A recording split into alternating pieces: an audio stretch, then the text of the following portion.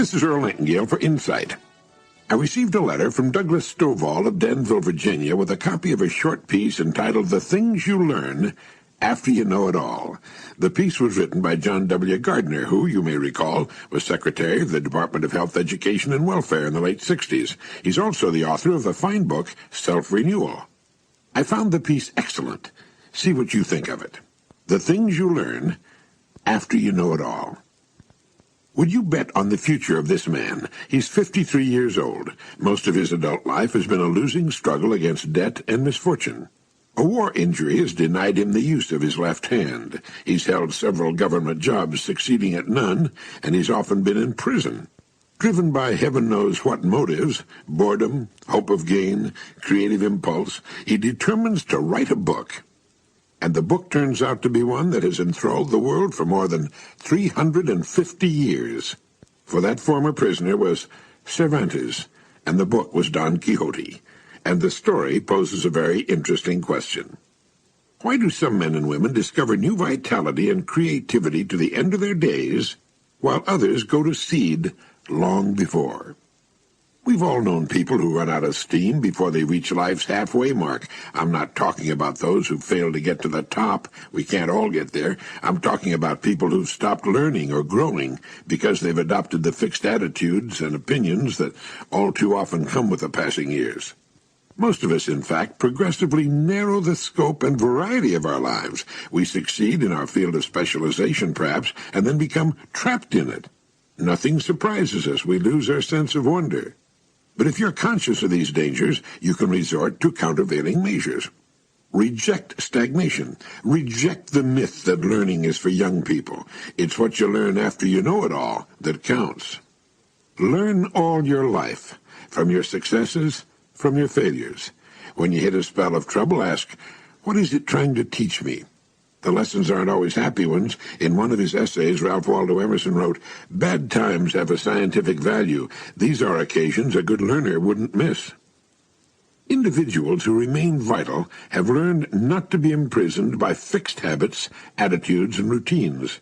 We build our own prisons and serve as our own jailers. But if we build the prisons ourselves, we can tear them down ourselves. If we're willing to learn, the opportunities are everywhere. We learn from our work and from our friends and families. We learn by accepting the obligations of life, by suffering, by taking risks, by loving, by bearing life's indignities with dignity. The things you learn in maturity seldom involve information and skills. You learn to bear with the things you can't change. You learn to avoid self-pity. You learn not to burn up energy and anxiety. You learn that most people are neither for you nor against you, but rather are thinking about themselves. You learn that no matter how much you try to please, some people are never going to love you, a notion that troubles at first, but is eventually relaxing. Among your obligations is an appointment with yourself. Self-knowledge, the beginning of wisdom, is ruled out for most people by the increasingly effective self-deception they practice as they grow older. By middle age, most of us are accomplished fugitives from ourselves, yet there's a surprising usefulness in learning not to lie to yourself. One of the most valuable things you learn is that ultimately you're the one who's responsible for you. You don't blame others. You don't blame circumstances. You take charge. If you're going to keep on learning, your surest allies will be high motivation and enthusiasm. Some people, somehow, keep their zest until the day they die. They care about things. They reach out. They enjoy. They risk. And above all, perhaps, they know how important it is to have meaning in their lives. People can achieve meaning only if they've made a commitment to something larger than their own little egos, whether to loved ones, to fellow humans, to work, or to some moral or religious concept. Bernard Shaw once wrote, "This is the true joy in life, being used for a purpose recognized by yourself as a mighty one, instead of being a feverish, selfish little clod, complaining that the world will not devote itself to making you happy." Many of us equate commitment with certain lines of work, teaching, nursing, the ministry. We feel that in such caring occupations, one will somehow find a personal nobility greater than is possible to a steelworker, say, or an umbrella salesman. But doing any legitimate job as well as one can is in itself an admirable commitment. People who strive for such excellence, whether they're driving a truck or running a country store or bringing up a family, make the world better by just being the kind of people they are. They've learned life's most valuable lesson.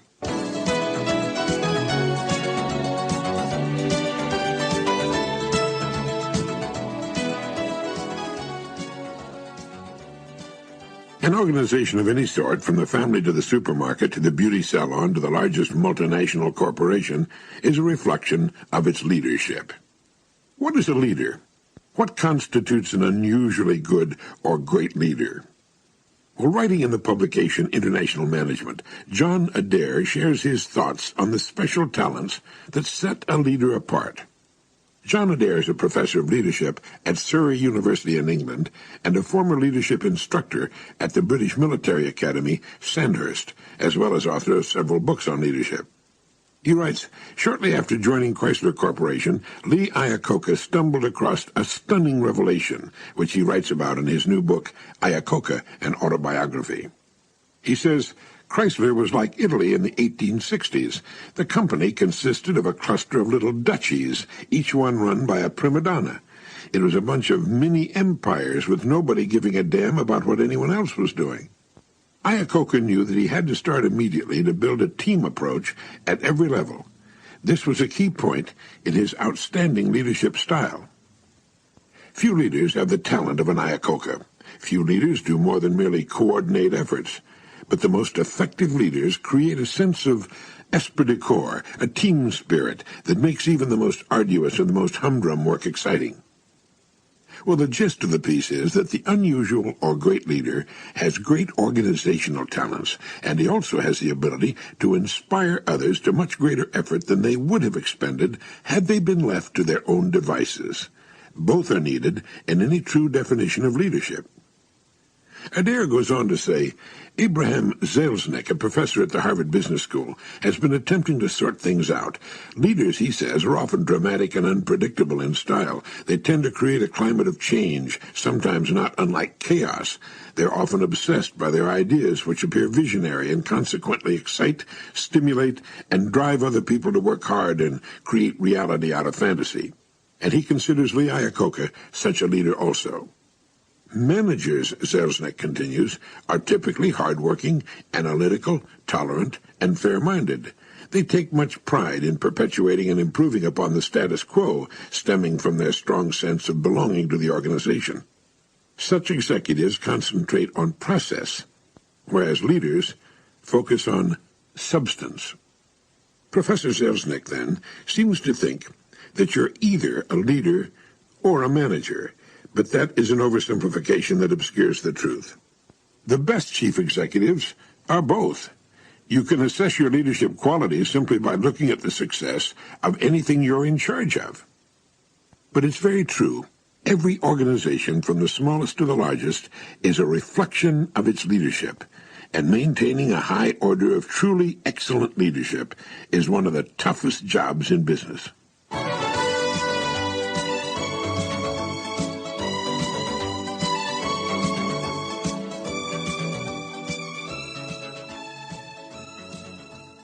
Emerson wrote, There is a time in every man's education when he arrives at the conviction that envy is ignorance, that imitation is suicide, that he must take himself, for better or worse, as his portion, and that though the wide universe is full of good, no kernel of nourishing corn can come to him but through the toil bestowed on that plot of ground which is given him to till. The power which resides in him is new in nature, and none but he knows what that is which he can do, nor does he know until he's tried. Trust thyself. Every heart vibrates to that iron string. There is a bit of advice that a person would do well to reflect upon every morning of his life. No one can even estimate the number of people who live nervous, anxious, unhappy lives because they daily attempt the impossible, which is to be like someone else. There are people who don't realize the truth of Emerson's words that envy is ignorance, that imitation is suicide. He must have used the word suicide because we have to kill that which is natural in ourselves when we attempt to be like someone else. They need to recognize the truth, also, that the power that resides in them is new in nature, that it has never appeared before in just that way on earth, that if they'll learn about and develop their own powers, they'll have no need of envy or imitation. Envy is ignorance because it means a person is ignorant of his own powers and abilities, his one-of-a-kind natural talent. He's never looked within himself for his own road to greatness, but instead seeks it in the lives of others. And when he fails to succeed, as do those he envies, as fail he must because he can't possibly be exactly like them, his image of himself shrinks. Not understanding that he is unlike those he envies, he doesn't realize that this simple fact lies at the bottom of his failure. Nor does he understand that he can be as successful as anyone on earth if he will build upon that power that resides in him. As Emerson put it, the power which resides in him is new in nature, and none but he knows what that is which he can do, nor does he know until he's tried. This is why a parent is off base when he says to a child, "Why aren't you like so-and-so, like a brother or some model child? Look what he's doing." The parent doesn't understand that it's a human impossibility for the child to be like so-and-so and to do what he does in the same way. Instead, a parent would be wise to say, "Don't worry about so-and-so. He's found his strength, and he's building on it. You have a strength of your own, and when you find it, you can build just as high." And then those great words, "Trust thyself." Every heart vibrates to that iron string. When a person finds himself, when he stops imitating and envying others, there's something in his nature that says to him, "This is it. You've found your road at last."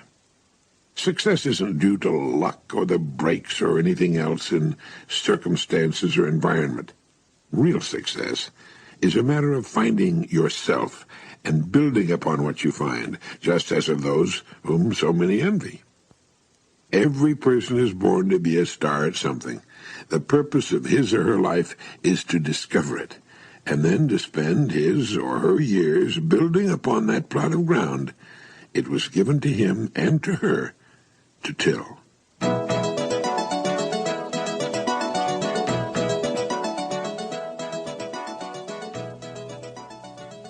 Just as the best racehorses are given the greatest weight to carry as a handicap, there's a penalty for being successful in business.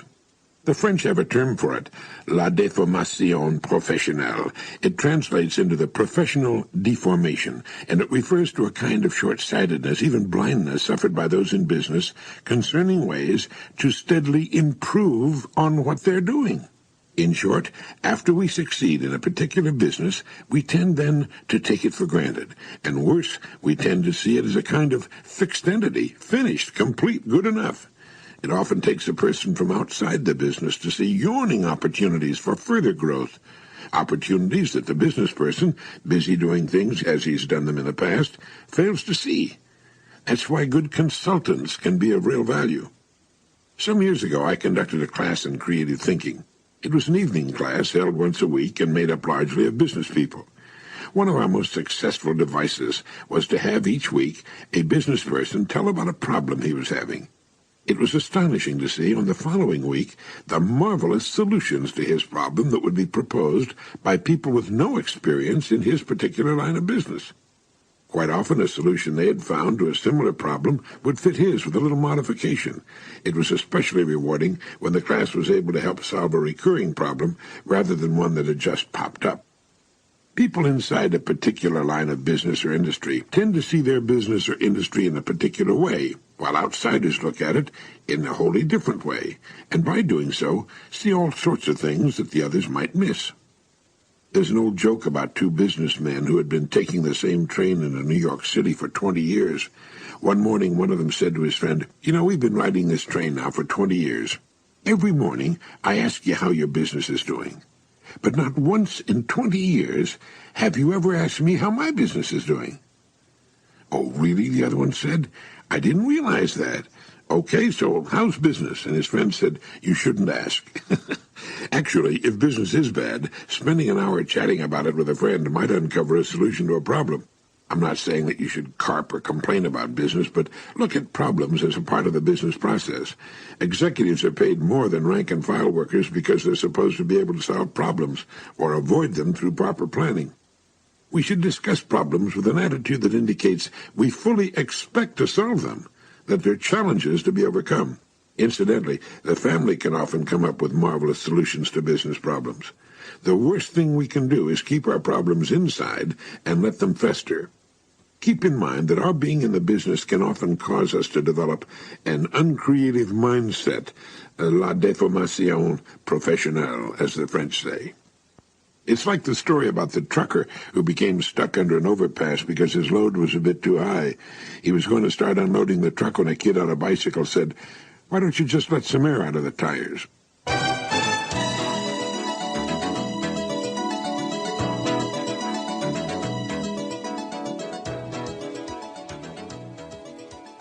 The Bushmen who live in the Kalahari Desert of southwest Africa have no possessions.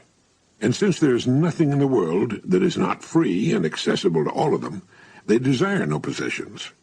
Living in a hot climate, they need few garments readily obtained from the skins of the occasional animals they kill for food, and nomadic in nature, they have no dwelling places, but at night simply sleep around the fire on the sand. How different from the world in which we live.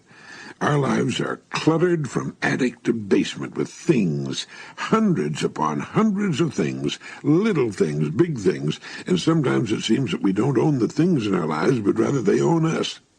Okay, besides the things we already have, and we don't really realize until we move from one place to another how many we do have and how unnecessary most of them are. What else do you want? Have you ever made out a want list? If you'll seriously set about it, you'll probably be surprised by how little you really want. You'll also realize that what you put on your want list is well within your reach over the coming years. You might want to try writing out a want list. Such a list has a way of bringing order into our lives. Of course, you can't list every little thing you'll want for the rest of your life. Those things come along as a part of living. But I mean the big important things. What do you want that you don't now have? Someone once said that the American people can have anything they want. The trouble is they don't know what they want. With such an abundance of everything, we're often like children standing in front of a mile-long candy counter or a person looking at a really good restaurant menu. How do you make a selection from such abundance? If you decide on one thing, you're passing up all those other things. As a result, many people choose impulsively. Often, too, by getting too many little things, they dissipate their means, and thus they're unable to obtain larger, more important things. So it's wise to spend some time thinking about just exactly what we will want from the years ahead of us. Such a want list doesn't have to be limited to tangibles, by the way. List the intangibles, too. What will comfort and enrich us on snowy or rainy days? What will cause us to get up in the morning with interest and enthusiasm in our later years? And to what do we wish to commit ourselves for at least a part of our days that's big enough and interesting enough to keep us happily occupied for the rest of our lives? And certainly, we'll list those wonderful things we want to have just because they're wonderful to have and enjoy. They're fun. Our toys, you might say, or collector's items. A want list is not an easy thing to work out. It takes time and a lot of good, hard, deep thought. But try it. Go to work on your want list. You may want to do it very privately, sitting on a beach somewhere or on a park bench. But it is a very good idea.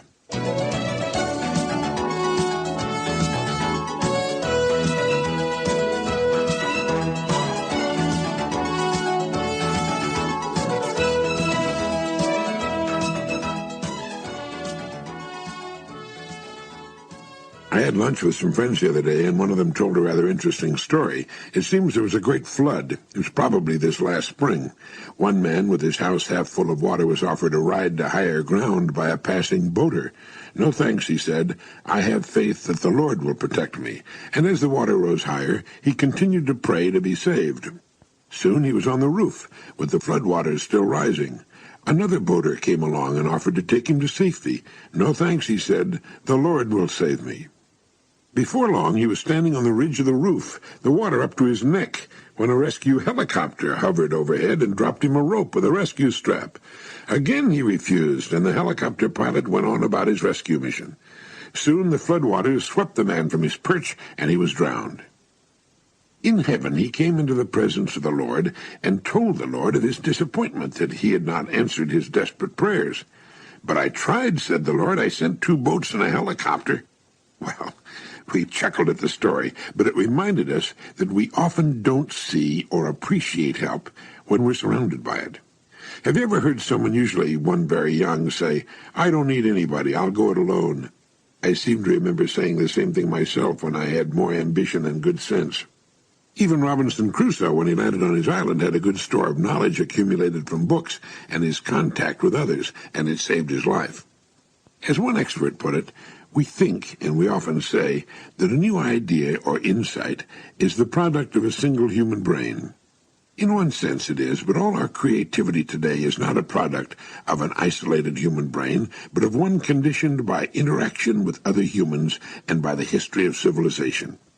What kind of progress could we make in the new thoughts and ideas with which we deal today if mankind had not left us the legacy of language, of numbers, of symbolic thinking in general? Ralph W. Gerard tells of a meeting in Berlin between a great English physiologist and a great German physiologist, both eventual Nobel Prize winners. The German, Otto H. Warburg, was working on the enzymes in cells that make it possible for them to use oxygen and give off carbon dioxide and so get the energy to support their activity. He almost had the respiratory enzyme, as it has come to be called, but he had not quite been able to pin it down chemically.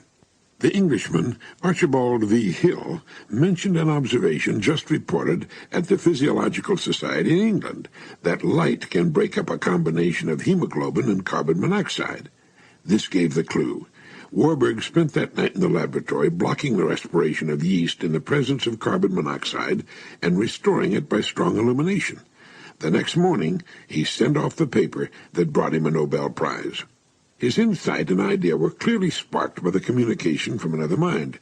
He made an important discovery and deserved his prize, but he probably could not have accomplished it by himself. The point is that you just can't go it alone, and that it's a good idea to develop a sense of the brotherhood of man. As John Donne so beautifully put it, no man is an island, entire of itself. Every man is a piece of the continent, a part of the main. And if a clod be washed away by the sea, Europe is the less, as well as if a promontory were, as well as if a manor of thy friends or of thine own were.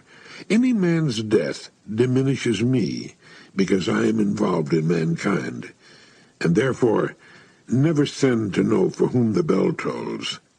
It tolls for thee. We need and must depend upon each other to survive and prosper, and since this is true, it should engender in each of us a sense of gratitude to our fellows.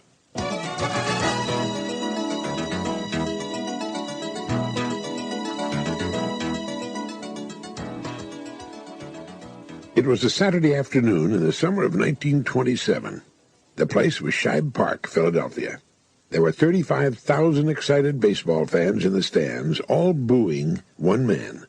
Bob Lefty Grove, who was probably one of the greatest left-handed pitchers of all time, had just struck Babe Ruth out on 3 pitched balls for the second successive time, and 2 runners were left stranded on base. As the great slugger returned to the bench amidst the wild and abusive jeering, he looked up into the stands with an unruffled smile, just as he had the first time he struck out, gave his cap a polite little tip, stepped down into the dugout, and calmly took his drink of water. In the 8th inning, his turn came up again. This time the situation was critical. The Athletics were leading the Yankees 3-1. The bases were loaded, and there were 2 out. It was up to the great Babe Ruth to win the game or lose it. As he selected his favorite bat and started toward the plate, the crowd rose in a body, as if by signal. The excitement was tremendous. The crowd wanted Babe Ruth to strike out again. Lefty Grove rifled the first blazing fastball over the plate. Ruth swung and missed. The next pitch was good, and Ruth swung so hard and missed that he staggered and fell down.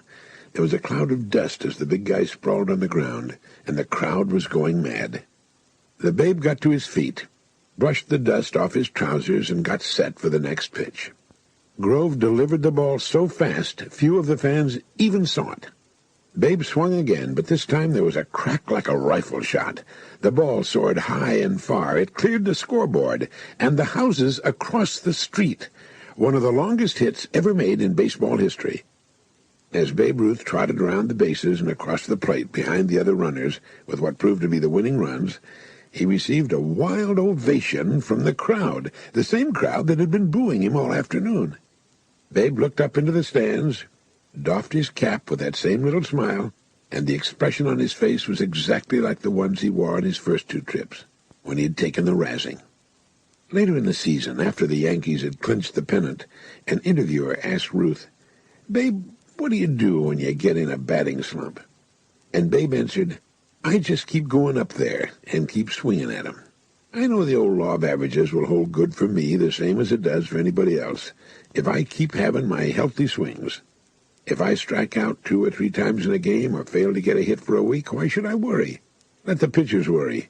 They're the guys who are going to suffer later on." Babe Ruth's unshakable faith in making the law of averages work for him enabled him to accept his bad breaks and failures with a smile. This simple, common-sense philosophy had much to do with making him baseball's greatest showman, biggest box-office attraction, and the highest-paid ball player in his time. He had his faults, like the rest of us, but his faith in the law of averages made him great. There's a lesson there, I think, for all of us. Babe Ruth hit 714 home runs. He struck out 1,330 times. But we don't think about his failures, do we? And neither did he. He kept swinging, and knew the law of averages would take care of the rest. How about you?